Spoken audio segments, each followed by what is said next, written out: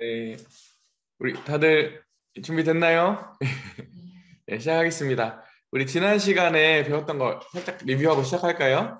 우리 어떤 내용들이 떠오르나요? 우선 대승리자. 대승리자이신 예수님을 바라보자. 그분을 바라볼 때 그분께서 우리가 능히 이길 힘을 넉넉히 주신다. 그리고 또 그 우리 수준에서 풍요로운 게 아니라 그분 차원에서의 넉넉히 넘치도록 주시는 분이시다. 네, 배웠었고 또 경주장에 있는 동료를 바라보는 일 해가지고 특히 히브리서 11장에 나와 있는 그 믿음의 먼저 그 조상들 아니면 믿음의 그 선구자들에 대한 그 목록을 통해서 우리들이 그 목록을 배우는 이유는 믿음이 지금도 가능하다. 믿음이란 게 가능하다. 왜냐하면 우리가 믿음의 눈으로 이렇게 조금만 이렇게 눈을 들어서 보면 허다한 구름 같은 증인들이 있는데 마치 병풍처럼 어디에나 그 믿음의 하나님의 그 역사로 인해서 그렇게 믿음의 삶을 살아갔던 사람들이 언제나 어느 시대나 어느 환경에서나 있었다. 그러므로 지금 이 시대의 특별한 시기뿐만 아니라 모든 시기에 다 믿음이 가능하다. 그다음에 세 번째는 적을 바라보는 것. 그래서 우리의 이 싸움은 이 경주는 그냥 사람이 연약하고 이런 게 아니라 여러 가지 영적인 세계와 연결되어 있고 특히 우리 영적 대적자들과 이렇게 우리들 관련이 되어 있다. 이런 것들을 간과해서는 안 된다. 물론 주님께서 능히 이길 수 있는 대적을 진짜 그죠? 우리가 주님의 그 전략이 어디서 들어오더라도 너무나 그분이 지혜가 있으시고 그분이 사단의 전략을 너무나 잘 아시기 때문에 그분을 의지하기만 하면 승리는 있지만 그렇다고 해서 사단방이 호락호락한 존재는 아니다. 이길 수는 있지만 우리는 능히 이길 수 있지만 그래서 그 대적에 대해서 너무 간과해서는 안 된다. 그게 배웠었죠. 세상은 우리를 반대하는 세력이다. 죄는 유혹한다. 이렇게 했었잖아요. 우리 안에 점진적으로 처음에는 이게 아무것도 아닌 것 같은데 그 죄가 우리를 사로잡아 오고 이게 포위가 되는 게 죄였고 이런 내용들을 같이 살펴보았었죠. 그다음에 마지막에 목표를 바라보는 거. 목표가 클수록 미래의 그 목표가 우리 삶에 빛이 되고 이 목표가 클수록 우리 삶이 더 쉽게 말하면 더 뭐라고 해야 되나 더 고급스러워지고 그 고상스러운 고상한 목표에 맞춰서 우리의 하루하루 삶이 똑같아지는 게 아니라 달라진다. 이런 내용들도 살펴봤습니다. 다 기억나시죠? 네, 이제 오늘 주제는 실은 제가 미리 예고를 해드린 대로 실은 이게 신앙을 다루다 보면은 제일 어려운 주제예요. 이제 그리스도인의 고난이라고 하는 주제인데 이게 상당히 쉬운 주제가 아니거든요. 이게 또 신학적으로 하자고 신정론이라고 하는 게 있어요. 그런 주제하고도 관련되어 있기 때문에 이게 굉장히 이 신학에서도 굉장히 난이도가 있다 이런 내용들이거든요. 그래서 그런데 난이도가 높다 이러기보다는 실제로 너무 중요해요. 이 주제는 실은 제가 이해하는 한에서 성경의 핵심이에요. 가장 중심이에요. 구약도 그렇고 신약도 그렇고 왜 그런지에 대해서는 제가 좀 더 읽으면 설명을 해드리도록 하겠습니다. 기대가 되시죠? 그리스도인의 고난. 그리고 우리 처음부터 우리 전제를 여러 가지들 했었죠. 첫 번째 전제. 신앙생활에 들어오면 처음에 난감하고 체념이 생기기도 하고 이게 뭐지? 그렇잖아요. 왜냐면 실제로 우리가 딱 구원받고 나면 뭔가 감동, 감격이 있는데 얼마 지나지 않아서 이 현실의 삶에서는 하나도 그 믿음이란 이유 때문에 보상도 없고 그래 내가 잘못된 건가 해서 자꾸 다시 십자가로 가서 내가 뭔가 다시 감격을 다시 회복하려고 하는데 또 가서 보면 그것도 하루 이틀이지 계속 뭔가 신앙 안에서 이렇게 쳇바퀴 도는 것 같고 그다음에 때로는 주님을 더 잘못 섬겨보려고 하는데 실제로 고난이 온단 말이에요. 생각지도 못한 이런 일들이 찾아왔을 때 해석이 안 될 때 어떤 상황들 해석이 안 될 때 그때가 굉장히 난감하거든요. 실제로 여러분들이 이건 안 올 수가 없어요. 이건 모든 신앙인들에게 오게 돼 있어요. 왜 오는지는 하나님이 우리를 자녀처럼 대우하시기 때문에 온다고 하는데 그래서 모든 그리스도인들은 고난이 안 올 수는 없다. 근데 그렇기 때문에 이 고난에 대해서 잘 우리들이 신앙적으로 이해하고 또 그때 믿음으로 반응하는 게 너무 중요하다라는 내용을 전제를 하고 들어가도록 하겠습니다. 네, 이제 시작하도록 하겠습니다. 우리 4장 우리 누가부터 읽을까요? 우리 태준 형님 먼저 읽으시겠어요? 제4장 장애물 경주인 그리스도인의 경주. 그리스도인과 고난. 너희가 죄와 싸우되 아직 피 흘리기까지는 대항치 아니하고 또 아들들에게 권하는 것 같이 너희에게 권면하신 말씀을 잊었도다. 일러스되 내 아들아 주의 징계하심을 경히 여기지 말며 그에게 꾸지람을 받을 때에 낙심하지 말라. 주께서 그 사랑하시는 자를 징계하시고 그의 받으시는 아들마다 채찍질하심이니라. 하였으니 너희가 참음은 징계를 받기 위함이라. 하나님이 아들과 같이 너희를 대우하시나니 어찌 아비가 징계하지 않는 아들이 있으리요.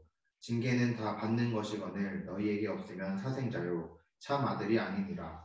또 우리 육체의 아버지가 우리를 징계하여도 공경하였거든 하물며 모든 영의 아버지께 더욱 복종하여 살려 하지 않겠느냐. 저희는 잠시 자기의 뜻대로 우리를 징계하였거니와 오직 하나님은 우리의 유익을 위하여 그의 거룩하심에 참회케 하시느니라. 무릇 징계가 당시에는 즐거워 보이지 않고 슬퍼 보이나 후에 그로 말미암아 연단한 자에게는 그의 평강한 열매를 맺나니. 인내 끝까지 달려라. 끝을 내라. 포기하지도 말고 절망하지도 말라. 결코 뒤돌아보지도 말고 오직 목표를 향해 전진하라. 출발할 때 시작했던 것과 같은 신선함을 그대로 유지하여 목적지에 이르기까지 계속하라. 오직 이렇게 할 때에 경주장에서 상을 얻으며 또 면류관을 얻을 것이다. 이것이 히브리서 전체, 특히 히브리서 12장의 메시지이다. 하나님께서는 하늘에 계시는 경주의 심판주이시다. 그는 무한한 지혜를 가지시고 우리의 길에 장애물을 두셨다. 그러나 그것은 우리의 길을 괜히 방해하기 위함이 아니라 우리의 헌신을 알아보시기 위함이며 우리로 하여금 열심을 다하고 경계하며 인내하는 자가 되도록 하기 위함이며 우리의 영적인 힘을 강건케 하기 위함이다. 그러기에 믿음의 경주장에서의 달리는 경주는 일종의 장애물 경주인 것이다. 따라서 여기에는 어려움과 고난이 있다. 장애물이 우리의 길을 막는다. 그러나 거룩하신 심판주의 완전한 사랑과 지혜와 능력에 의하여 모든 것이 통제된다. 투쟁이 어려우면 어려울수록 승리자에게 안겨질 상은 한결 더 영예스러운 것이다. 고난은 영혼의 관점에서 보아야만 한다. 그렇게 할 때 오직 그 고난의 높은 가치를 인식할 수 있다. 고난은 공연히 덧붙여 놓은 것이 아니며 더더구나 우리의 진정한 삶과 영원한 이익을 훼손하거나 제한하려는 따위는 결단코 아니다. 내 아들아 주의 징계하심을 경히 여기지 말며 우리는 생의 모든 어두운 신비와 당혹에 대하여 철저히 유의해야 할 것이다. 왜냐하면 그 모든 것 가운데서도 결국 따지고 분석해 보면 우리는 하나님을 찾을 수 있기 때문이다. 하나님의 관점에서 고난을 바라볼 줄 모르는 사람은 어려움과 공경을 당하여 자기 자신이 좌절을 당하게 됨을 느낄 것이다.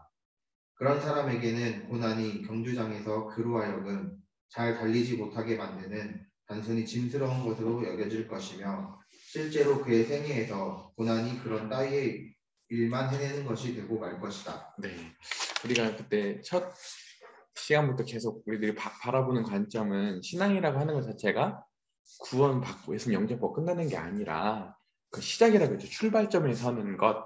그리고 우리가 이제 그 신앙의 경주는 그 안주를 하는 게 신앙의 목표다. 이 관점에서 우리 인생을 봐야 된다라고 하는 거잖아요. 그러니까 우리 인생을 전체 신앙의 경주로 봐야 돼요. 이 전체를. 이해되시겠어요? 그런데 그 인생 전체에서 여기서 이 심판주라고 표현하고 있는데 심판주라는 말보다는 왜냐면 경주 또는 경기장을 조성하거나 운영하시는 분으로 이게 더 맞는 표현인 것 같아요. 그죠?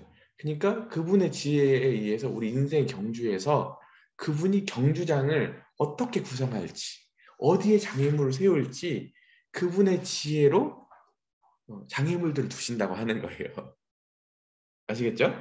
그런데 여기서 그러나 거룩한 심판주의 완전한 사랑과 지혜의 능력에 의해서 모든 것이 어떻다고요? 통제된다. 그러니까 우리에게 일어나는 모든 일들은 우리가 납득이 안 될 뿐이지 다 하나님에 의해 통제되고 있는 것들이다.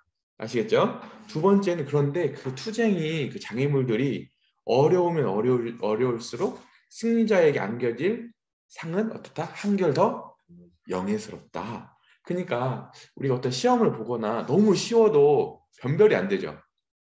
또 너무 어려우면 어떻게 돼요? 그것도 변별을 할 수가 없죠. 그죠? 그리고 실제로 어느 정도 난이도가 있어야지 모든 운동을 할 때든지 난이도가 있어야지 성장하죠. 운동의 과부하의 원리라는 게 있어요. 부하가 어느 정도 걸려야지 근육도 늘고 운동이 늘거든요. 그런 것처럼 하나님께서 우리의 인생 정주장에 장애물들을 세팅하실 때 그냥 세팅하시는 게 아니라 너무 쉬워서 아무 저항도 없이 만드는 것도 아니고 너무 어려워서 그걸로 좌절되게 만드는 게 아니라 하나님이 우리가 감당할 시험만 주신다고 했어요. 그러니까 우리가 고린도전서 10장 13절에 보면 이런 말 있죠. 사람이 감당할 시험밖에는 너희에게 당한 것이 없나니 오직 하나님은 미쁘사라는 말은 믿음직스럽다. 믿으실 만한 분이다. 이런 뜻이거든요. 너희가 감당치 못할 시험당함을 허락하지 아니하시고 시험당할 즈음에 어떻게 하신다고요? 또한 피할 길을 내사 너희로 능히 어떻게 감당하게 하시느니라. 아멘? 네, 하나님 진짜 그런 분이시잖아요. 그죠?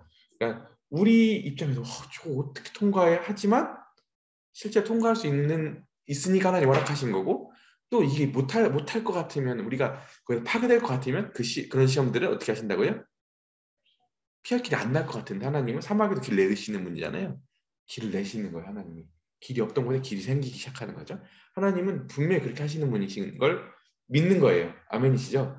그런데도 불구하고 여기 보면 내 아들아 주의 징계하심을 경히 여기지 말며 이렇게 나오잖아요.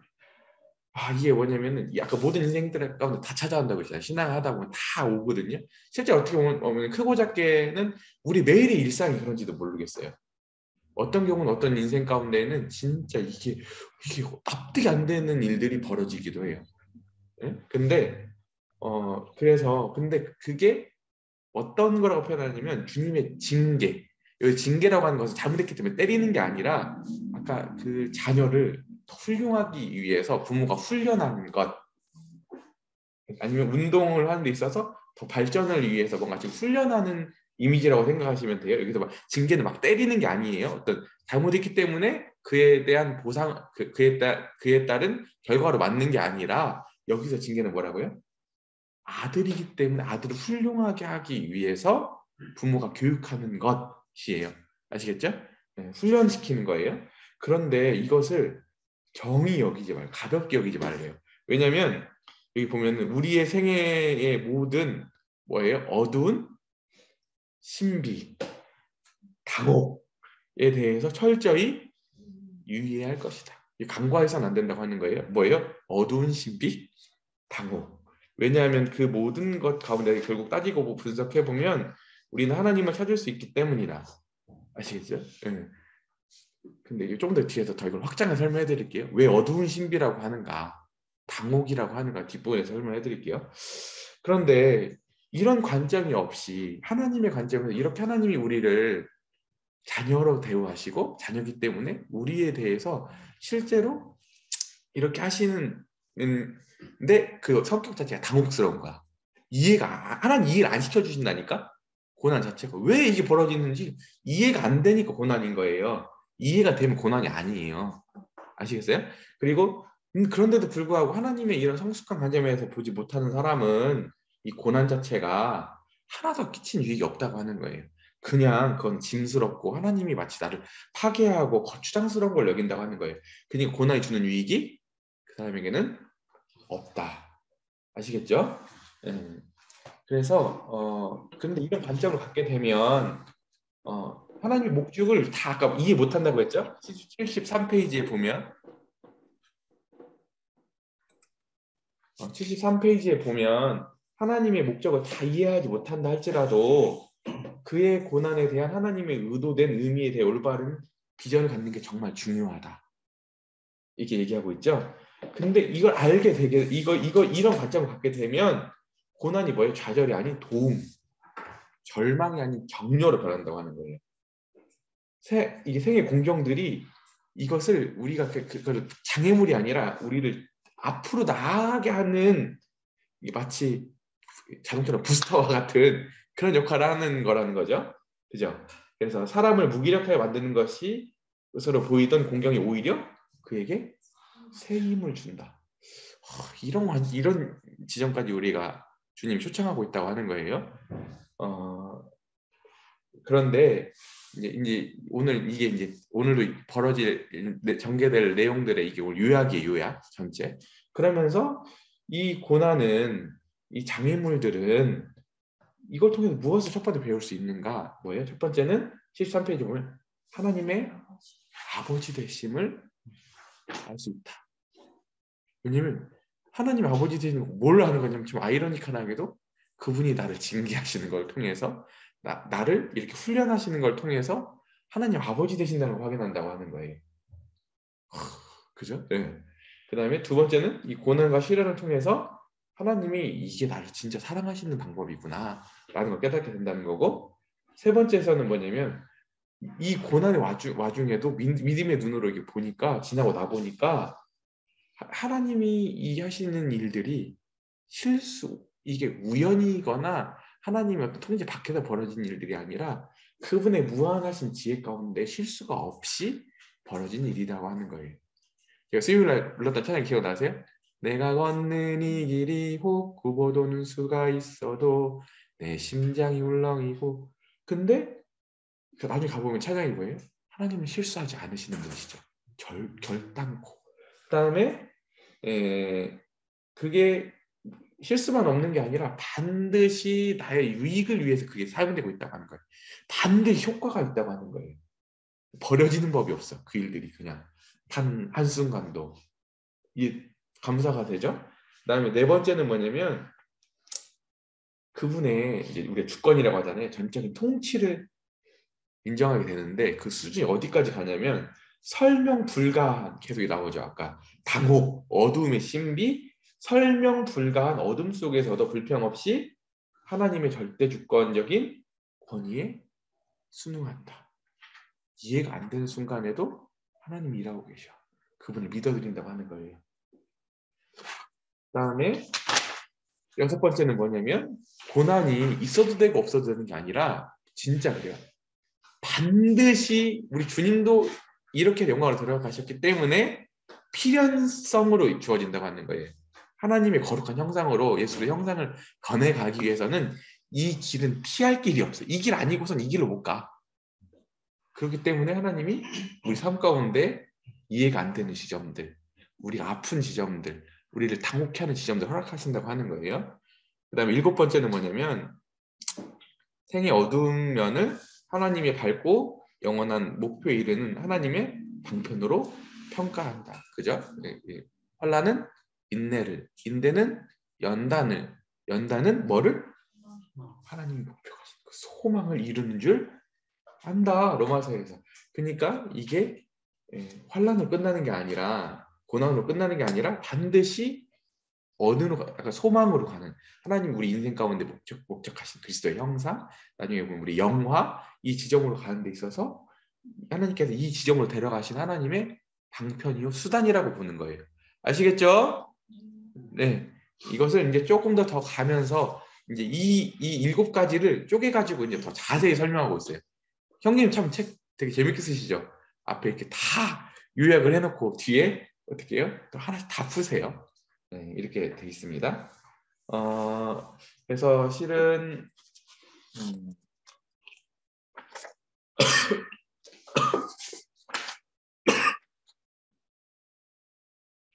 좀 읽을게요. 너무 좋아서 실은 저는 오늘 작심하고 이걸 다 읽고 싶었는데 그렇게 하면 집 못 갈 것 같고 그래서 조금씩 읽고 나서 하면 좋겠어요. 너무 좋아서 주옥 같아.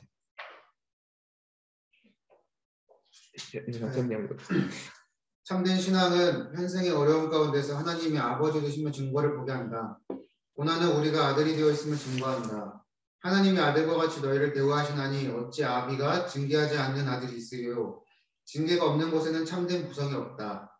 우리에게 신체적 생명을 준 세상의 아버지들도 우리를 징계하시거늘 우리에게 지적이면서도 더 한층 우리의 영적인 생명까지 주셨던 영의 아버지 하나님께서 더욱더 징계하셔야 하지 않으랴?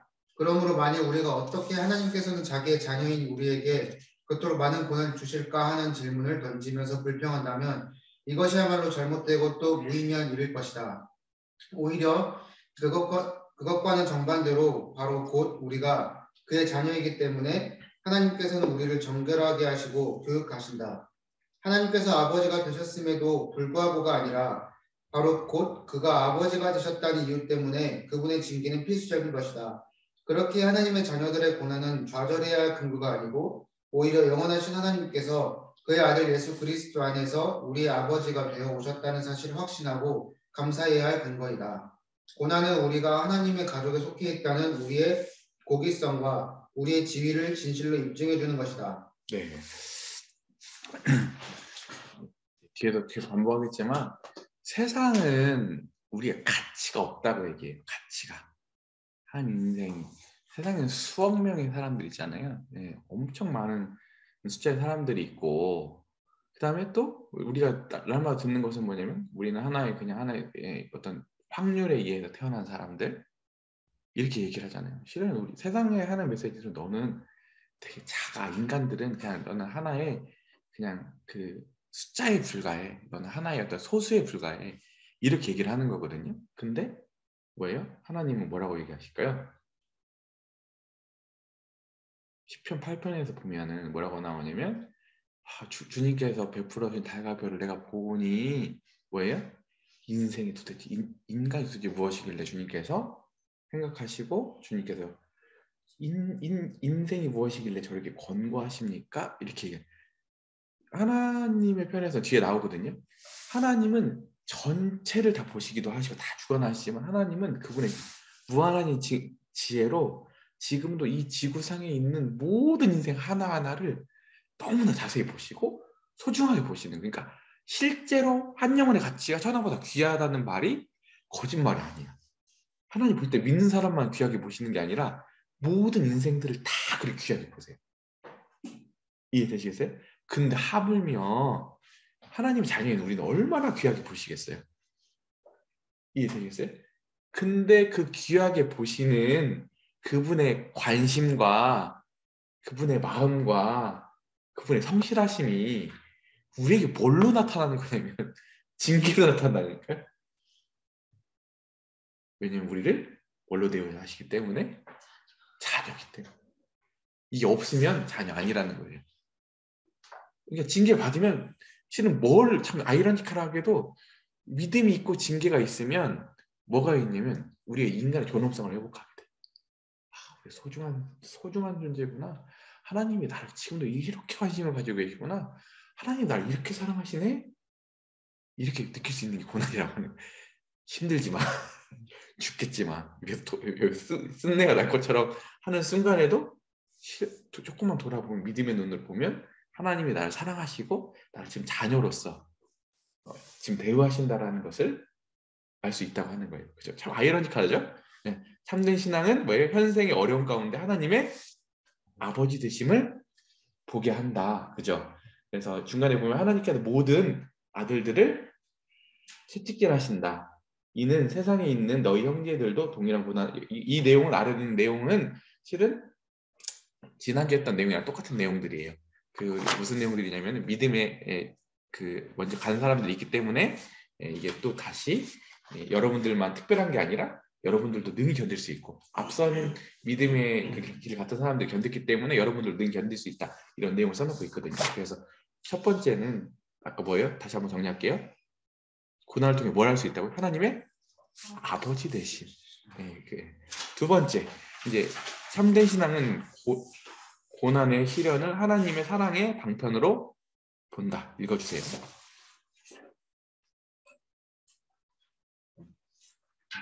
주께서 그 사랑하시는 자를 징계하시고 그의 받으시는 아들마다 채찍질하심이니라. 고난은 하나님께서 우리에게 관심을 가지고 우리를 빚어 만들고 계시며 또 그분께서 우리를 사랑하고 계신다는 사실을 입증한다. 여호와께서 백성을 사랑하시나니 모든 성도가 그 수중에 있으며 주의 발 아래에 앉아서 주의 말씀을 받는도다. 이 얼마나 놀라운 사실인가. 전능하신 하나님께서 우리의 한없이 보잘것없는 삶에 관심을 가지시다니. 이 사실이 우리를 만족시켜준다. 하늘에 계시는 우리 아버지의 엄청난 사랑은 우리의 성결을 증진함과 짧은 시간을 통과해서 영원의 땅에 이르는 축복에 관심을 두고 있다. 하나님의 심정이 우리를 사랑하시니 우리는 그의 택하심을 받은 자로다. 하나님의 손길이 우리를 잡으시니 우리는 그의 보호 아래 있도다. 하나님의 입이 우리를 가르치시니 우리는 그의 살아계시는 말씀을 가지는도다. 우리가 하나님의 발 앞에서 휴식하나니 우리가 그의 평안을 즐기는도다. 그런즉 하늘 아버지의 모든 자녀는 비록 고난 중에서라도 안심할 수 있다. 하나님의 자녀는 아무것도 나를 하나님의 사랑에서 끊을 수 없음을 알고 있다. 그렇고 말보다 모든 것, 특별히 고난까지도 하나님의 사랑을 입증하는 것이다. 그러므로 경주장에서 달리는 사람은 장애물이 있다고 해서 좌절하지 않는다. 그는 하나님의 사랑을 신뢰하고 염려와 슬픔을 벗어버리고 단지 목표를 향해 전진할 따름이다. 염려는 하나님의 자녀로서의 우리의 지위에 모순되는 것이다. 산상수훈에서 주 예수께서는 온갖 공포와 근심에 사로잡혀서는 안 된다고 경고하신다.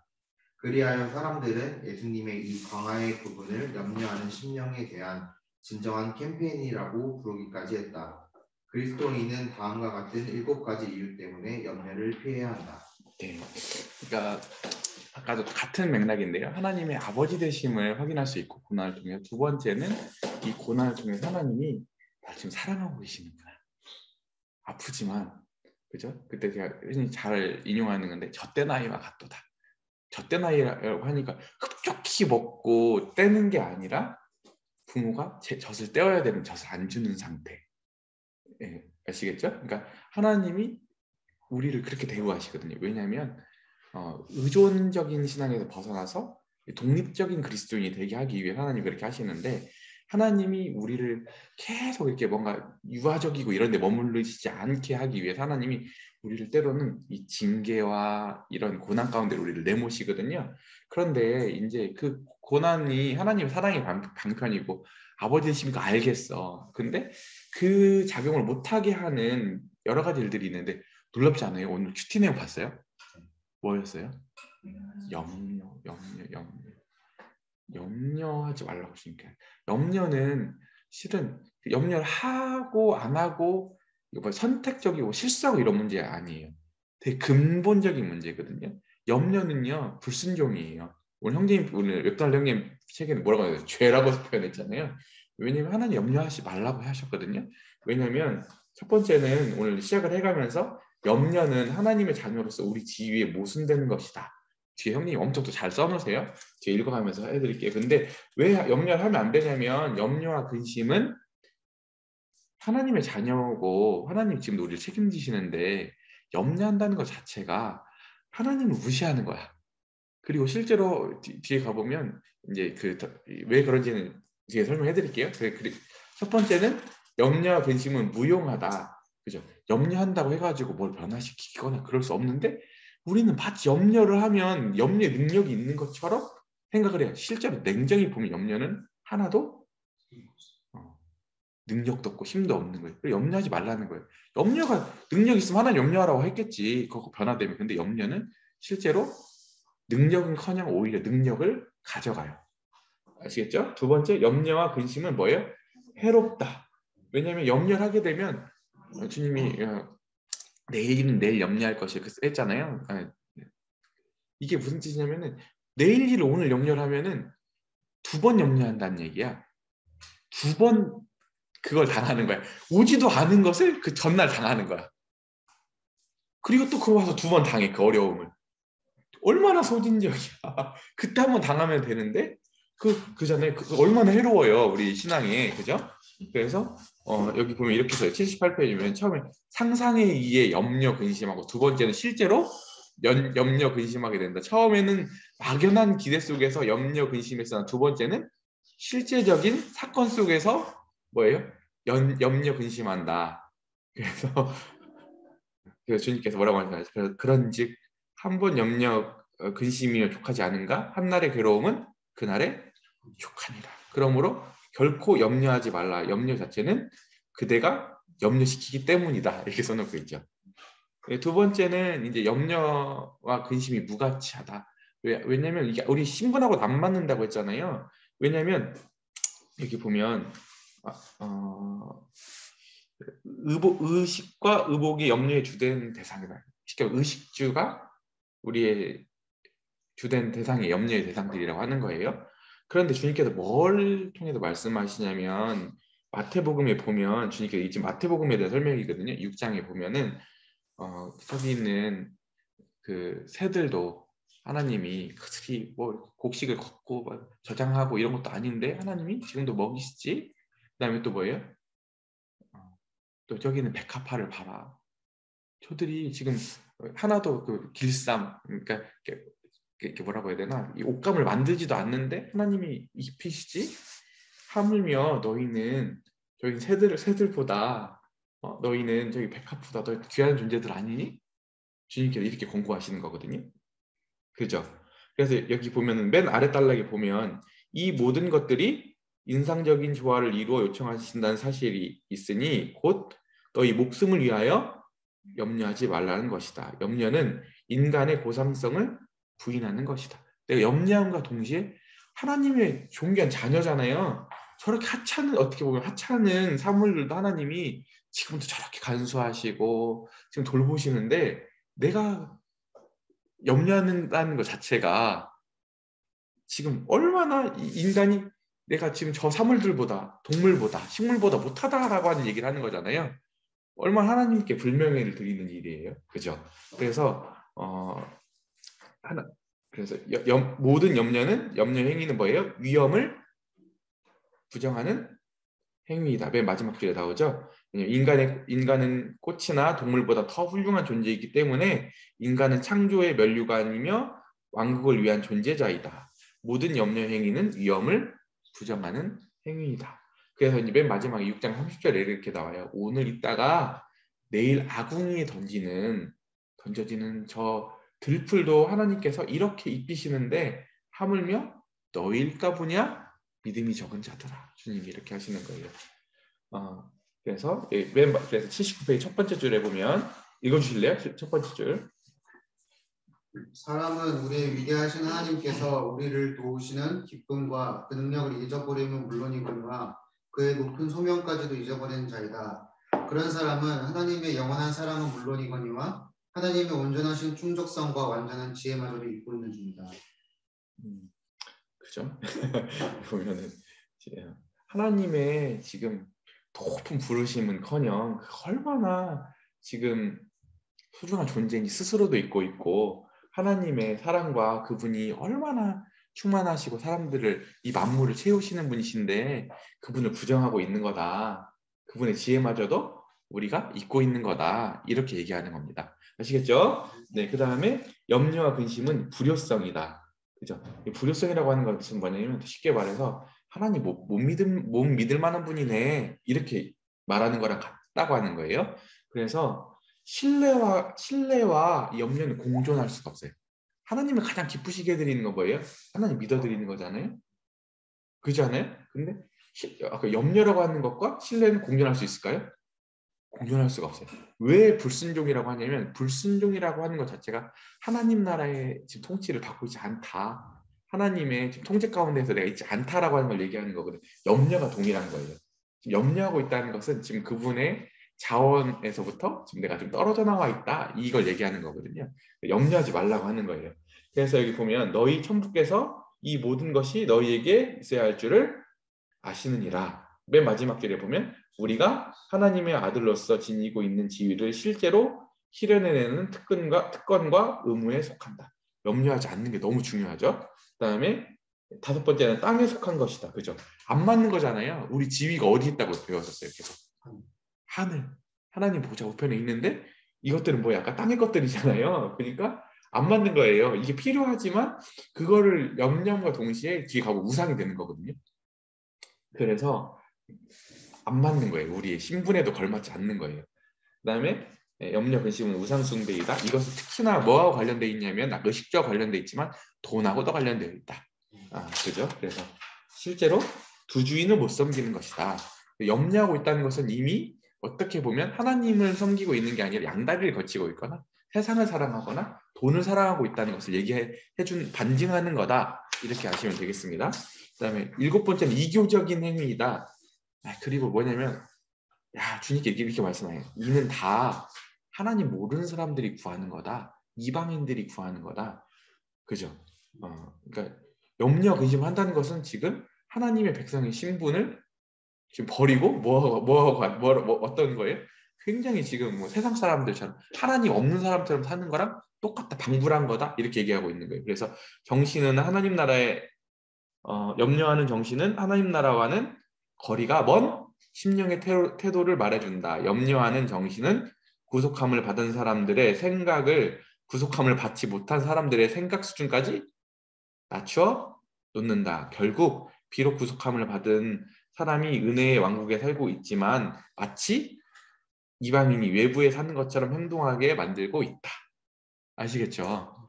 그런데 그렇다고 하면 염려하지 않고 우리가 믿음으로 반응을 하기 시작하면 어떤 일이 벌어지는가? 너무 멋진 시가 있어요. 이 아래 보시면 중간에 나오죠? 텅 빈 지갑에서 돈을 꺼내오며 구름 가운데서 빵을 굽나니 이것은 오직 우리 하나님의 예술이로다.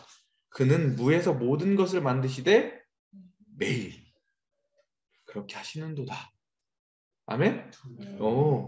우리 지난 시간에 첫 인상 깔았던 거 있죠? 하나님은 창조하신다. 창조자시다.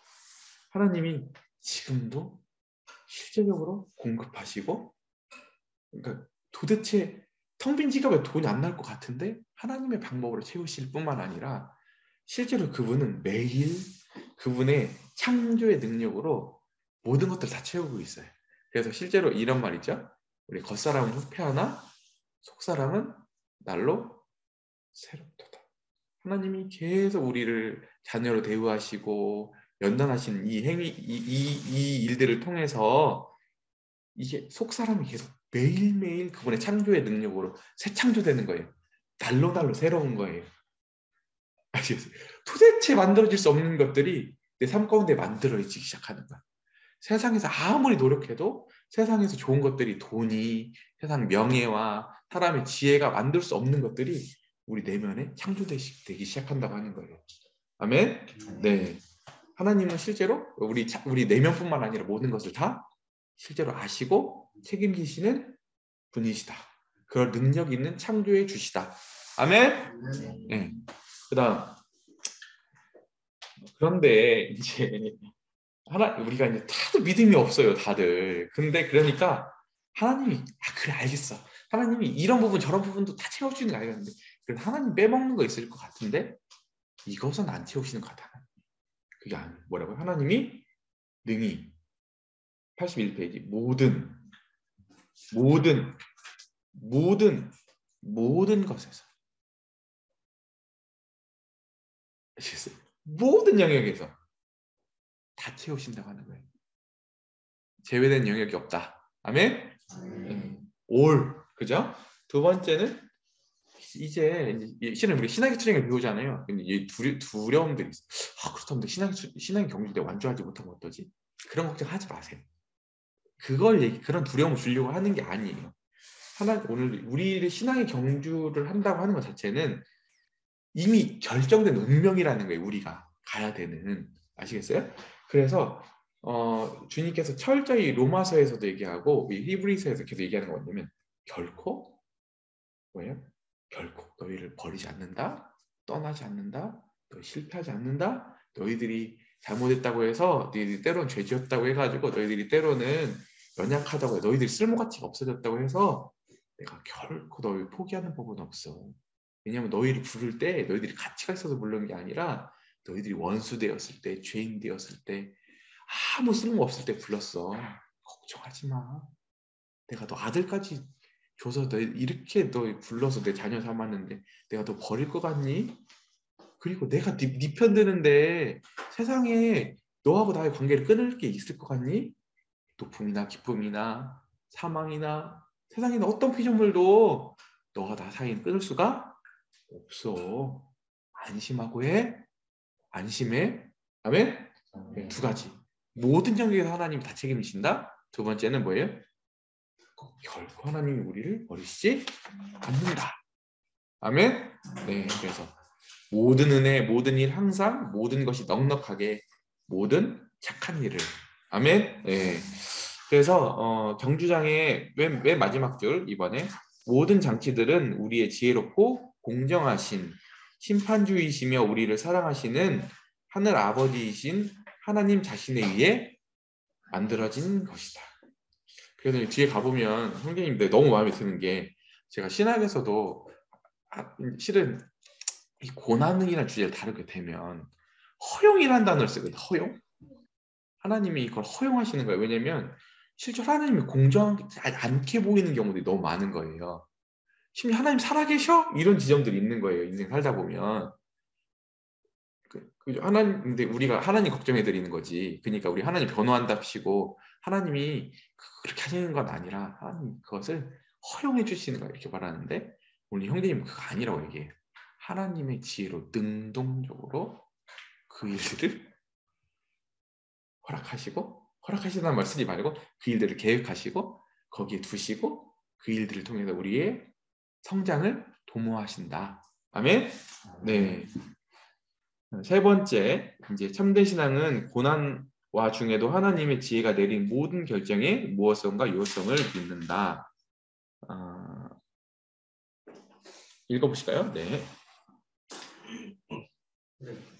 세상의 아버지들은 비록 경험도 많고 또 사랑과 지혜를 짜내어서 자녀 양육 방법을 선택한다 하지만 과오를 범할 수도 있다.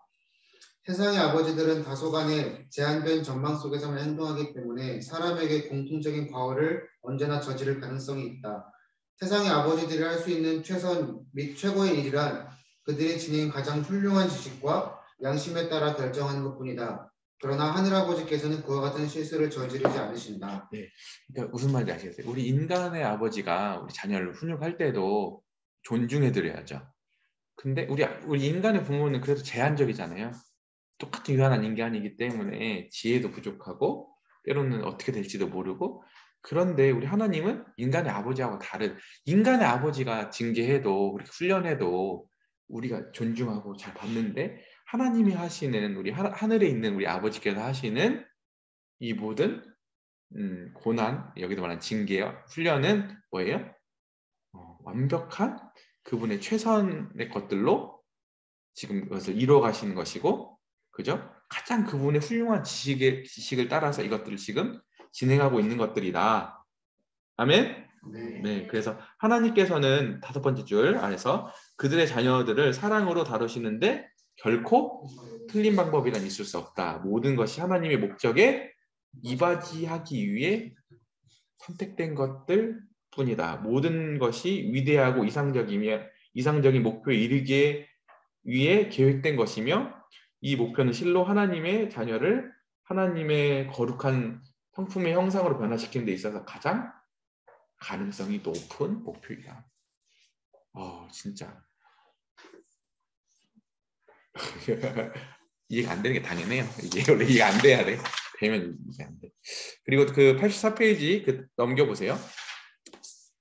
이런 말이 있어요. 왜냐하면 중간 부분에 있어요. 왜냐하면 우리의 하늘 아버지께서 돕기를 소원하시며 돕는 방법을 알고 계시며 능히 도우실 수 있는 분이시기 때문이다. 그리고 결국에는 다섯 번째 줄 아래서 결국에는 모든 것이 합력해 선을 이루게 하실 것이라는 것을 보증을 우리에게 안겨다 준다. 사실이지 하나님의 관점에서 사건을 볼 때에는 모든 것이 하나님의 통치의 손길 아래에 들어있기 때문에 비록 오늘날에도 모든 것이 유익하고 선하다고 말할 수 있다. 지금 우리의 시각에서 보니까 이게 이해가 안 되고 이게 납득이 안 되는 거지. 하나님의 관점에서 보면 이것은 그분의 무한하신 지혜로 우리의 최고의 유익을 위해서 지금도 세팅해 놓은 것이다. 그러니까 우리 항상 여기서 뭘 놓치면 안 된다? 하나님의 관점으로 보는 게 중요하다. 그 다음에 네 번째, 참된 신앙은 모든 사건 가운데서 하나님의 전적인 통치에 주관하는 손길을 인식한다. 네, 여기 보면 읽어주세요, 정정희님. 지금 우리가 거론하고 있는 히브리서 12장의 지배적인 사상은 다음과 같으니 곧 구속함을 받은 사람들의 고난은 그 고난의 외형적인 면보다 더 깊은 의미가 있다는 것이며 원수의 온갖 활동에도 불구하고 하나님은 실제로 역사하시는 분이시며 또한 그리스도인들을 핍박하는 사람들은 그리스도인을 파멸시키는 것을 목표로 삼고 있지만 참되신 하나님께서 이 모든 사건 가운데서 의도하신 목표는 그리스도인들을 영화롭게 하는 것이며 또 그들의 유익이며 의와 평강의 결실이라는 점이다. 네, 하나님께서 역사하실 때 하나님 짓궂으신 면이 있으셔. 은폐해서 항상 일을 하세요. 하나님은 뭔가 은폐되어 있어. 그 일들 자체가 겉으로 보면 우리를 막 파괴하려고 오는 것처럼 보여. 그리고 여기 보면 뭐예요? 원수의 온갖 활동에도 불구하고 하나님은 실제로 역사하시는 분이시며 또한 그리스도인을 핍박하는 사람들은 그리스도인을 파멸하는 목표로 삼고 있지만 참되신 하나님께서 이 모든 사건들 가운데 의도하신 목표는 뭐예요? 그리스도인들을 영화롭게 하는 것이며 또 그들의 유익이며 의의 평강의 결실이라는 점이다. 오, 놀랍죠? 네. 그래서 이제 85페이지에 보면 이렇게 나와 있어요.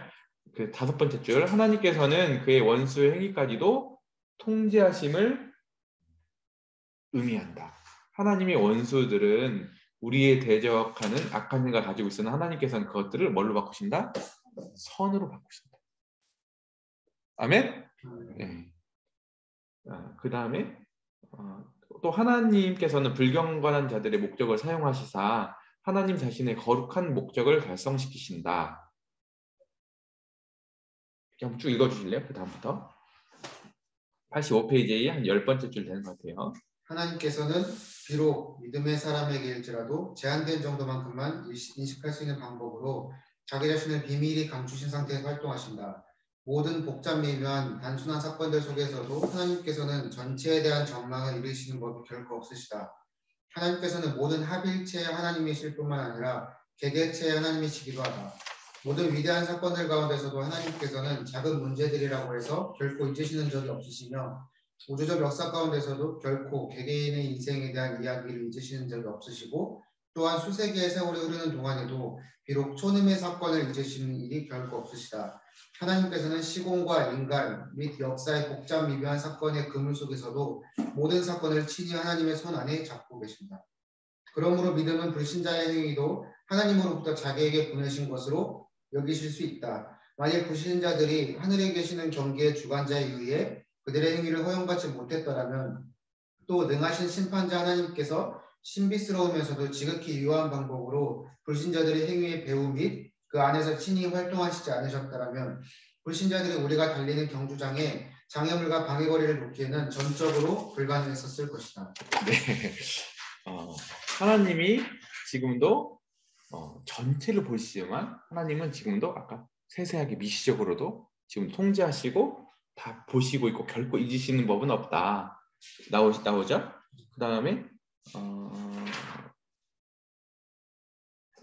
그래서 우리 편에서 지금 이 인과관계들이 이해가 안 될 뿐이지 하나님은 다 이유가 있으셔서 그분의 우리가 생각하는 수로는 생각할 수 없는 그분의 지혜 가운데 이것들을 다 주관하고 계시고 우리가 봤을 때 왜 저 사람이 갑자기 등장해 내 인생 가운데 등장해서 나 이렇게 망쳐놓지? 하는데도 불구하고 이런 장애거리가 놓이는데 하나님 허락하시지 않으면 절대 그게 허용될 수가 없다. 우리는 우연이라고 생각하지만 우연이 절대 아니다. 우연이 아니다. 아멘? 네.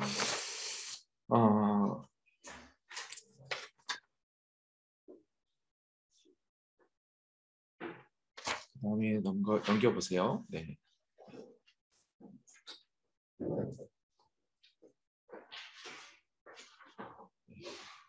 86페이지 읽어주실래요? 네. 2페이지요? 네. 86페이지. 이런 사실 때문에 우리는 인간이 자기 나름대로 무엇을 한다는 것이 어떤 것인지에 대해서 심각하게 인식하게 되고 따라서 변화무쌍한 생의 와중에서도 우월적 존재에 대하여 생각해보게 된다. 요셉은 과거에 일어났던 일을 완전하게 다 알고 있었으며 또 자기 자신을 형제들에게 소개할 때 나는 당신들의 아우 요셉이니 당신들의 애굽에서 판자라고 말했지만 그가 그의 형제들에게 나를 이리로 보낸 자는 당신들이 아니요 하나님이시라고 말하기도 했던 것이다. 요셉이 무려 3번이나 말한 내용은 다음과 같다. 하나님이 당신들을 앞서서 나를 보내셨나이다. 하나님이 나를 당신들 앞서 보내셨나니. 하나님은 그것을 선으로 바꾸사 오늘과 같이 만민의 생명을 구원하게 하시려 하셨나니. 그런즉 결국 믿음은 사람의 손으로부터는 아무것도 가지는 것이 없지만 믿음은 위대하시고 사랑하시며 능하시고 지배하시는 하나님의 손으로부터는 모든 어려움과 손실 또는 우리가 겪어야 할 불공평까지 포함해서 기타 모든 것을 얻어가신다. 여호와의 시키심이 아니고서야 재앙이 어찌 성읍에 임하겠느냐. 여기서 우리가 만나게 되는 것은 하나님의 세계 통치의 강력한 신비스러움이다. 지금 여기서 보니까 요셉 이야기가 나오잖아요. 결론이 그렇지. 이 요셉이 이때 당시에 이런 얘기가 나왔을까? 실은 그때는 몰랐을 거예요. 요셉도 몰랐어요. 굉장히 힘든 가운데 갔을 거거든요. 그 인생 가운데. 그런데 이 이야기들이 여기만 나오는 게 아니라 이제 하박국이 나와요. 하박국이 하나님이 예언을 하라고 하는데 어떤 이야기냐면 이제 하나님 어떻게 일하시냐 하나님께 알려달라고 하니까 하나님이 저기 갈대아 사람들 일으켜가지고 바벨론 사람들이거든요. 앞으로 이스라엘 민족들을 다 쓸어버릴 거다. 이거 보여주시는 거예요. 하박국이 기겁을 하지. 이게 하나님이 일하시는 거라고요? 기겁을 하지. 하나님이 이제 쭉 하박국 설득을 하시거든요. 그리고 나서 하박국이 하는 말이 뭐냐면 이해가 안 되잖아요. 그때 하는 말이 뭐냐면 오직 의인은 믿음으로 말미암아 살리라. 이게 여기 나오는 거예요. 그래서 뒤에 조금 더 설명을 해드릴게요.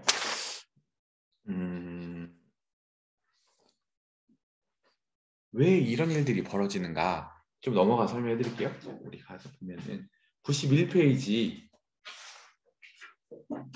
한번 보시겠어요? 91페이지 한번 읽어주세요. 91페이지 세 번째 줄. 영원 자체가 동필 때까지 하나님은 어두움 가운데 거하신다. 이것이 무슨 말인가 하면 다음과 같다. 제사장이 여호와께서 계시는 성막의 상징적인 거소의 중앙부를 향하여 은혜의 보좌, 곧 언약궤에 가까이 나오면 나올수록 제사장 주인은 더욱더 어두워졌다. 그런데 외부의 뜰은 지붕이 없기 때문에 태양의 빛이 환하게 비추게 되었다. 성소는 전적으로 밀폐된 방에 통제된 등불로 비춤을 얻게 되었다. 그렇지만 그 중에서도 지성소는 완전히 어두운 상태에 있었다. 여호와께서 깜깜한 데 계시겠다 말씀하셨사오나. 네, 그러니까 이게 무슨 뜻이냐면 아까 하박국이 봤을 때 하나님 일하시는 게 맞아? 하나님은 지금 모든 이 피조세계를 다 다스리고 있거든요. 심지어 엘리야가 이제 그 갈멜산에서 바알의 선지자들하고 하고 나서 이제 지치잖아요. 완전 소진돼 가지고 죽겠다고 하는데 이제 나중에 하나님이 가서 세미한 음성을 들려주시고 회복시키시니까 하나님 그 다음에 하시는 일이 뭔 줄 알아요? 가서 보니까 예후라는 왕을 세우라고 해요. 예후. 기름을 부어서. 근데 예후라고 하는 게 우리가 봤을 때 훌륭한 사람이 아니라 완전 깡패 같은 그때 당시 맞아 상냥아치 같은 사람을 세우는 거예요. 엘리야가 가서 기름 붓고 오는데 너무 무서워서 도망가. 후다닥 도망가. 근데 하나님 그 일을 하라고 한다니까? 이해되겠어요? 하나님의 역사의 일하심은 우리가 다 이해하지 못할 뿐이지 그분은 다 지금 뭔가 포석을 갖고 계신 거라고 하는 거예요.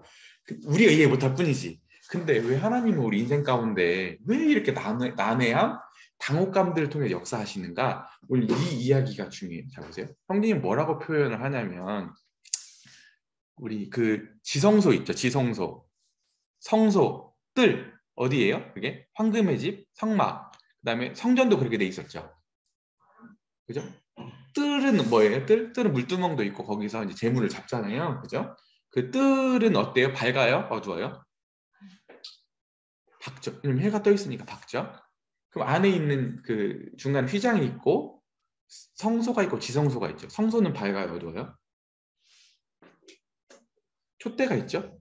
금촛대가 있으니까 밝아요. 그래서 빛이 있죠. 지성소는 어때요? 암실이 암실. 빛이 없어요. 근데 이 뜰은 어디를 상징하는 거냐면 우리가 사는 이 세상, 이 사적인 세상, 성소는 영적인 세상, 영적 영계. 이 지성소는 뭐예요? 하나님 계신 하나님 보좌 우편, 하나님 계신 차원, 지성소잖아요. 근데 아까 지성소는 원래 밝음 자체죠. 지성소에 뭐가 있어요? 하나님 언약궤가 있죠. 언약궤가 있는데 우리 히브리서 표현이 뭐였어요? 구약에 있는 대제사장들은 피를 가지고 휘장을 지나서 두려움 가운데 한 번씩 들어갔잖아요. 대속죄일 날. 근데 이제 우리는 언제든지 예수의 피를 힘입어서 그분이 몸이 휘장이셨잖아요. 찢어지셨잖아요.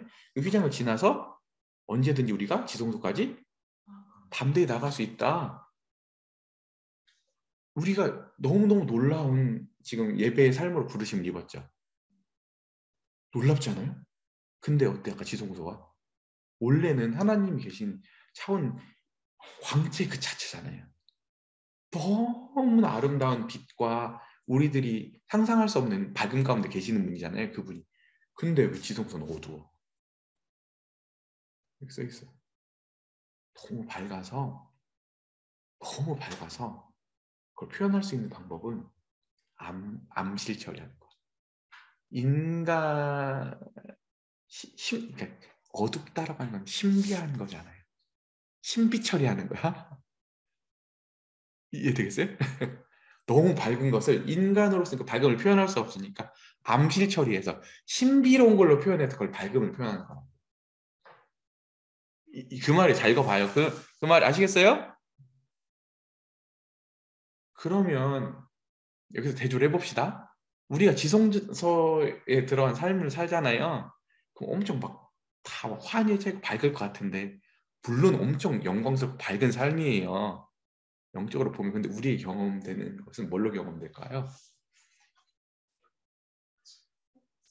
암흑, 어두움. 여기 그 말 있죠. 아까 당혹.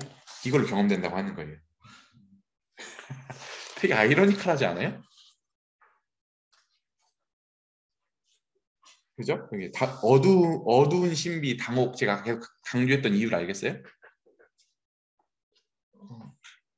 그러니까 이 지금 우리가 겪는 고난이나 이 어두움들이 뭐예요? 실은 가서 보면 하나님 사랑일 뿐만 아니라 아버지 되신 뿐만 아니라 그분의 무한한 지혜로 우리를 키우시는 시간일 뿐만 아니라 또 뭐예요? 지성소의 삶이 우리의 경험들 가운데는 어두움으로 경험된다고 하는 거예요. 이것을 로마서에서도 표현하고 있어.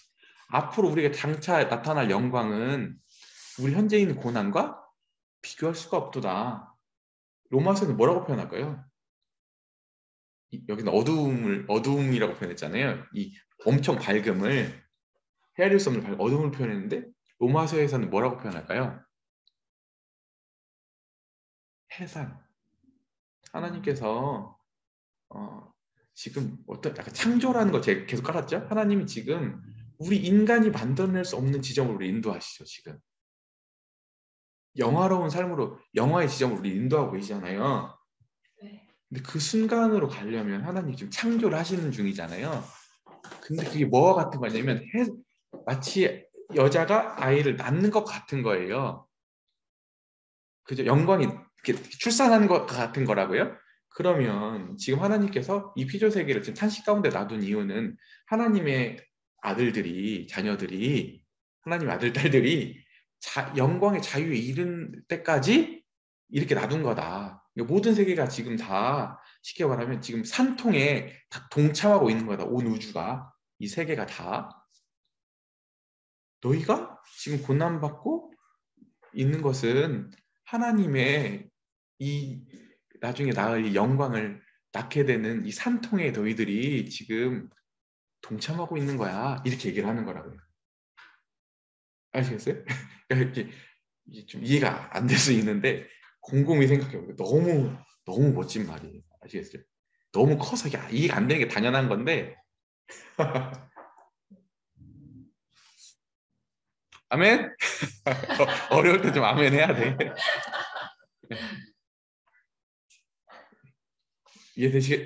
이해되셨어요? 고개 한번 끄덕여 주세요.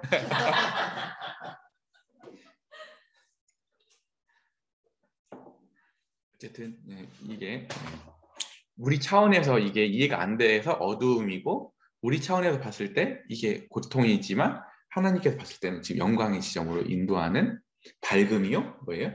하나님이 지금 창조하시는 기간이다. 왜냐하면 왜 하나님이 왜 어둠 가운데 두시냐면 그 이유도 있어요. 우리는 이 세상 살잖아요. 그러면 세상은 인과율의 법칙에 의해서 모든 게 다 벌어져요. 그죠? 근데 하나님은 뭐예요? 인과율의 법칙을 넘어서 창조를 하고 계시죠. 이해되겠어요? 그러니까 우리를 지금 그걸 가르치셔야 되니까, 인과율이 아닌 걸 가르치셔야 되니까 우리가 당혹스러울 수밖에 없지. 이해가 안 될 수밖에 없지. 하나님이 우리에게 그걸 가르치시는 거예요. 난해함, 하나님에 대해서 다 알 수 없는 불가해성, 이해할 수 없는 지점들, 이걸 지금 가르치시는 시간들이다. 이렇게 하시면 되겠습니다. 아멘? 네, 알겠습니다. 넘어가겠습니다. 그 다음, 넘어가겠습니다. 우리 5번. 누가 읽어주시겠습니까? 네.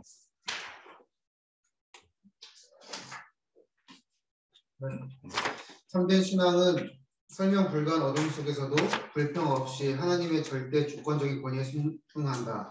이 사실은 지금 우리가 다루고 있는 히브리서 9절에서 강조되고 있다.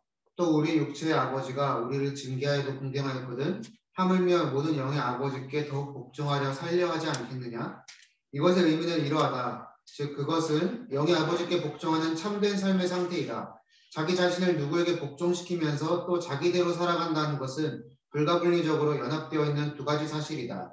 우리는 우리 하늘아버지께서 다스리시고 교육하시는 처사에 조금도 거부함이 없이, 그리고 내적인 반항도 표하지 않으면서 다만 감사하는 조용하고도 즐거운 마음으로 복종할 수는 없을까? 하나님의 생각은 우리의 생각보다 무한히 더 높으시지 않은가? 지극히 높고 거룩하신 곳에 계신 하나님께서 하늘 높은 곳의 영원한 보좌에서 우리보다 상황을 더 잘 판단하실 수 있지 않으시겠는가? 네, 그죠? 지극히 높고 거룩하신 곳에 계시는 하나님께서 하늘의 높은 곳의 영원한 보좌에서 우리보다 상황을 더 잘 판단하실 수 있지 않겠는가? 그리고 그 아래 보면 지금, 그 아래서 세 번째, 지금 여기서 우리에게 전혀 무가치하고 무의미하게 나타나는 모든 것들이라 해도, 이해가 안 되고 무의미하게 보이는 것들도 영혼에서는 가장 뭐예요? 의미심장하고 중요하게 대두될 것들이 아닌가? 경주자 자신은 언제나 어떤 경기든지 단지 개인적인 참여에 불과하므로 경기 전반적인 상황을 그러니까 지금 경주자는 지금 경주를 해야 하기 때문에 이 판세를 다 못 보는 거지. 그런데 뭐예요?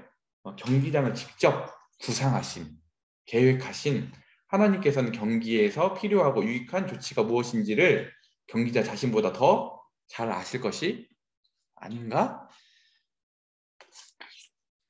아멘? 네. 그 다음에 이제 90페이지를 넘겨보세요. 그러므로 맨 마지막 단락, 모든 불평을 제거하자. 온갖 불평 및 불만의 정신들은 하나님을 대항하는 것이다. 하나님께서 언제나 옳으시다. 너의 운명을 사랑하라. 이는 그것이 하나님께 너희 영혼을 다루시는 방법이기 때문이다.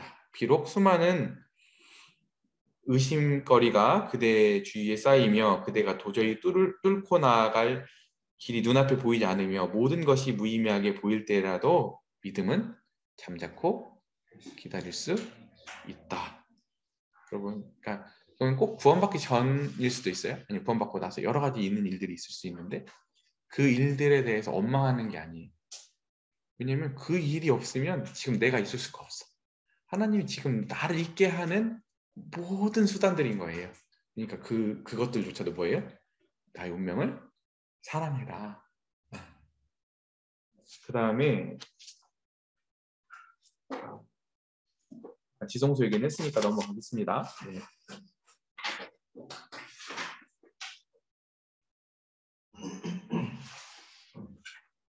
계속 그 말이 반복이죠. 92페이지 맨 아래 단락에 보면은 하나님께서는 고난 가운데에서 우리를 다루시면 언제나 우리의 영적인 성장에 도움이 되도록 고안하셨다는 점이다. 그다음에 이제 여섯 번째는 이제 고난은 교육의 필연성으로 여기며 우리의 삶에 하나님의 거룩한 형상을 변화감을 인정한다. 이 부분인데요. 여기서 보면 제가 짧게 읽고 시간 너무 길어지니까 넘어갈게요.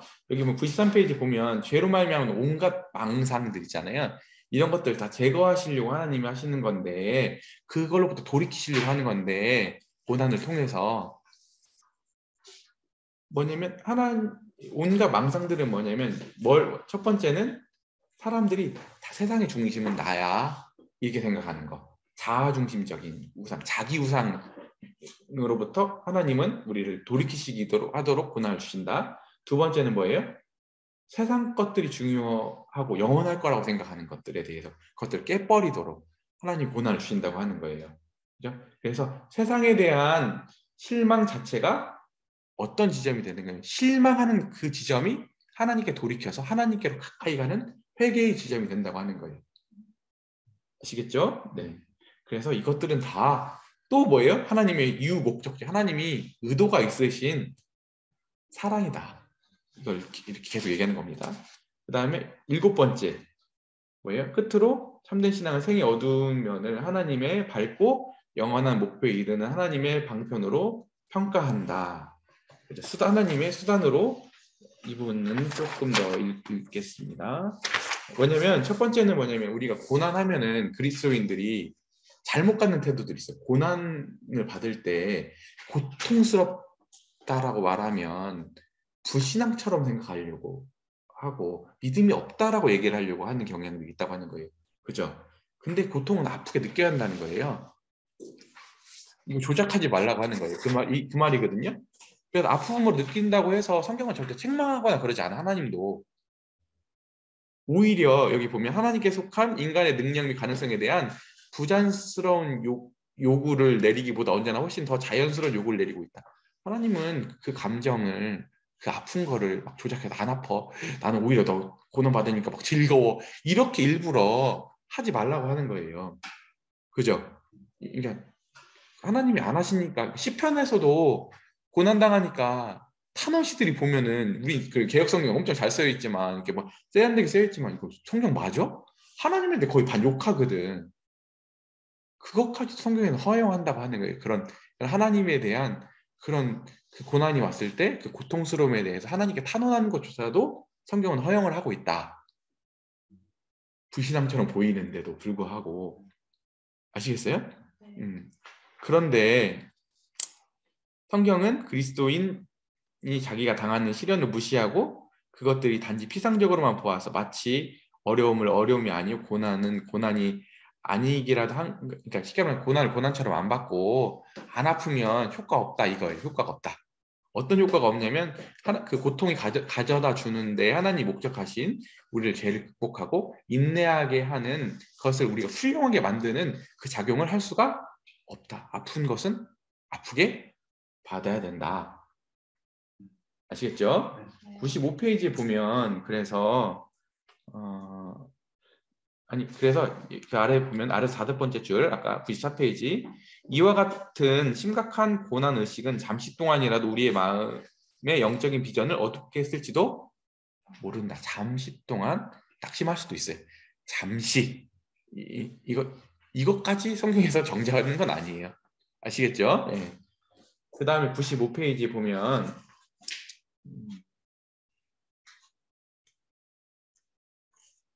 결국 이 어려움들을 통해서 하나님이 이 지점들을 통해서 도대체 우리 안에 무엇을 만들어내시는가? 이거거든요. 무엇을 만들어내시는가? 두 가지예요. 의와 뭐예요? 평강을 만들어내신다고 하는 거예요. 의는 뭐예요? 하나님하고 바른 관계에 들어가는 거예요. 하나님하고 온전한 관계에 있는 거예요.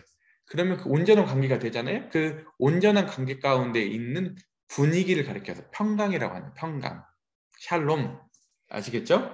그래서 진짜 이 고난을 고난답게 당하는 사람은 그걸로 인해서 물러가거나 그런 게 아니라 오히려 그 고난 중에도 어때요? 하나님하고 항상 그의 심령 상태가 하나님 마음에 합해. 예? 그리고 그 안에는 하나님하고 바른 관계에 있기 때문에 세상에서 빼앗을 수 없는 하나님의 평강에 그 사람의 마음을 주장한다고 하는 거예요. 어떤 상황이나 어떤 환경이 그걸 절대 뺏어갈 수 없는 그 든든함이 그에게 주어진다고 하는 거예요. 오, 멋지죠? 예. 그런데 이제 그게 이렇게 관념적으로만 볼 게 아니라 하나님께서 우리한 실제적인 의로운 생활과 행동으로 역사하신다. 근데 그 평강이나 아까 의로운 관계가 그걸로 끝나는 게 아니라 뭘로 표현되는 거냐면 자녀답게 실제 삶에서 우리의 표정, 말투, 우리의 행동, 결정, 생각들의 영향을 반드시 준다. 그리고 실제로 그렇게 또 관념적으로 그걸 지금 막 배워서 훌륭해지는 게 아니에요. 실제 그런 순간들이 왔을 때 그렇게 믿음으로 하나님의 자녀로 그렇게 반응을 했을 때 우리한테 잘하는 거야. 그 순간. 그러니까 얼마나 기회가 좋아요.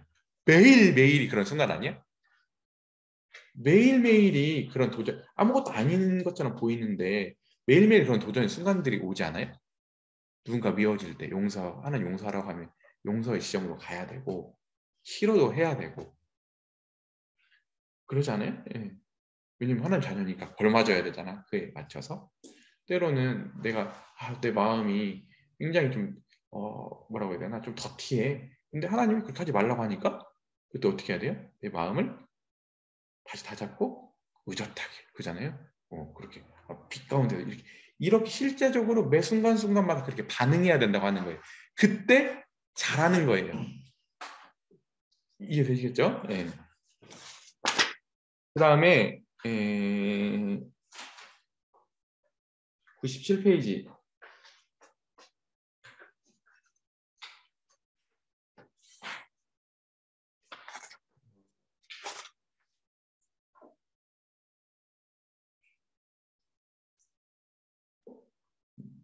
진짜 좀 중요한 부분인데요. 제가 읽어드릴게요.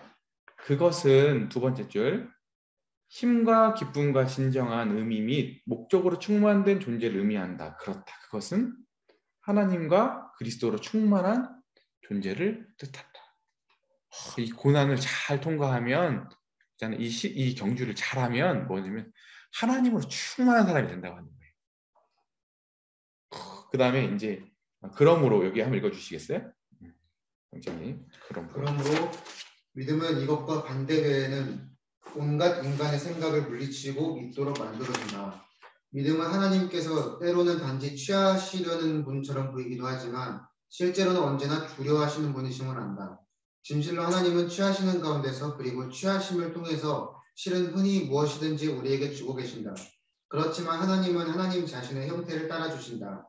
이것이 흔히 우리와는 다른 점이다. 그런즉 하나님은 겉으로 보기에는 우리의 기대를 실망시킴으로써 오히려 우리의 기대를 충족시키신다. 하나님의 방법은 우리의 방법보다 더욱 지혜롭다. 하나님의 생각은 우리의 생각보다 더욱 높으시다. 그리고 하나님께서는 언제나 오르시다. 그러기에 우리는 영원히 하나님을 찬양할 날을 가지게 될 것이다. 마리아는 주님의 열려진 무덤 곁에서 울었다. 그녀는 철저히 없어진 것만 보였다. 심지어 자기 주님의 죽은 시체마저도 거기 없었다. 그렇지만 텅 빈 바로 그 무덤은 부활의 증거 및 곧 승리의 표이다. 마리아가 상황을 정확하게 파악했었더라면 그 텅 빈 무덤은 승리의 기쁨을 안겨다줄 충분한 이유가 되었을 것이다. 그러나 그 후에 그녀의 슬픔은 얼마나 놀랍게도 기쁨으로 변화했던가. 마리아, 랍온이라는 몇 마디 말 속에 함축된 의미는 과연 얼마나 위대했던가. 그녀가 텅 빈 무덤의 진정한 의미를 이해한 후에 이런 지식이 그녀로 하여금 어떻게 부활의 증인과 생명의 최강의 승리의 선포자와 부활하신 주님의 승리의 능력의 증거자가 되게 했는가를 생각해보라. 멋지지 않아요? 마리아 이야기 가서 보자면 여인들이 무덤에 갔었잖아요. 그때 무덤이 어때 있었어요? 비어 있었잖아요. 그러니까 그때 여인들이 어땠어요? 울었어. 없어진 것만 보니까 슬펐잖아요. 낙심됐잖아요. 근데 거기 무덤에 예수님 시체 그대로 있었어. 진짜 절망 아니에요? 어떤 보는 관점에서 보면 이게 낙심의 관점이기도 하지만 하나님의 관점에서 보면 뭐예요? 무덤은 승리의 기쁨을 안겨다 줄 충분한 이유가 되었다. 멋지죠? 그래서 하나님 관점에서 보는 게 이렇게 중요하다. 근데 그래서 이제 뭐냐면 여기 보면 자연과 믿음을 하는데 자연은 하나님의 개입, 초자연적인 역사를 인정하지 않고 보면 뭐예요? 여기 10번째 줄 98페이지 자연의 관점에서 보면 우리는 흔히 단지 손실만을 보지만 하나님의 간섭, 하나님의 살아계심, 하나님의 역사를 인정하고 보면 뭐예요? 믿음은 이득을 본다. 자연의 관점에서 보면 우리는 뭘 봐요? 죽음을 보지만 믿음은 뭘 본다? 부활과 생명을 본다. 우리가 지금 있는 이 어두운들, 때로는 이 당혹감들은 믿음의 눈으로 보면 어떻게 되냐면 우리 98페이지에 믿음은 구속의 날과 우리가 영광의 몸을 덧입게 될 날을 기다린다. 그래서 그 아래줄 보면은 그 아래 세 번째 줄 보면 면류관과 상품이 수여될 때 경주장에서 달리던 사람이 그의 믿음의 주를 찬양하게 될 것인데 그날에 면류관 우리가 경주장에서 달렸던 우리가 주님을 찬양하게 될 것인데 그 찬양의 이유가 뭐냐면 그것은 경주의 대심판자이신 주님께서 그의 지혜와 사랑 가운데 경주자들의 길에 놓아두었던 어려웠던 일들로 인해 오히려 찬양을 올려야 할 것이기 때문이다. 그죠? 우리가 지금은 이게 어둠으로 경험이 되고 당혹함으로 되지만 그날이 되면 이것들이 실제로 하나님께 찬양의 제목이 될 것이다. 왜냐하면 그분이 이게 그냥 둔 게 아니라 그분의 사랑과 지혜가 담긴 처사들이었기 때문이다. 이렇게 얘기하고 있는 겁니다. 아멘이죠? 네. 그래서 그것은 특별히 경주를 주선하신 분이 그렇게 해놓은 것이다. 그래서 그 목적들이란 경주자의 영적인 힘과 정력을 시험하고 그를 훈련시키며 강건케 하고 결국에는 그로 하여금 보다 확실하고 영광스러운 승리의 지점으로 나아가기 위함이다. 끝까지 읽을게요. 99페이지 제가. 그 후에 영원의 날이 밝아온다. 그날은 저녁이나 해가 지는 일이 일치 없다. 태양이 떠오를 것이다. 하늘에 빛이 비칠 것이다. 하나님의 영광에 영원한 밝은 날을 맞아 모든 것이 밝고 선명하게 될 것이다. 그때에 우리는 이곳 땅에서 우리를 인도하신 주를 경배할 것이다. 우리는 우리와 함께 해주신 주님의 방법을 인해 여기 주님의 방법이 뭐예요? 징계, 고난, 장애물, 당혹감, 어두움의 신비. 주님의 방법으로 인해 주님을 찬양하며 주의 지혜를 찬탄하며 끝없는 그의 사랑을 즐기며 그의 얼굴의 환상이 우리의 영원한 즐거움이 될 것이다. 네, 여러분 너무 영광스럽죠? 원래 이해가 다 안 돼야 돼요. 원래 이해가 안 되는 내용이에요. 근데 이렇게 들어놓으면 인상 가지고 하는 게 중요한 것 같아요. 오늘 진짜 중요한 내용들이거든요. 여러분들이 이 관점만 있으면 이 관점을 가지고 여러분의 믿음만 있으면 어떤 순간이 오더라도 인생 가운데 시련이 오더라도 능히 이 경주를 끝까지 완주할 수 있는 주님께서 믿음을 주실 것이고 주님이 그렇게 하실 줄 믿습니다. 아멘이죠? 네. 이상입니다. 우리 돌아가면서 한 마디씩 하겠습니다. 네.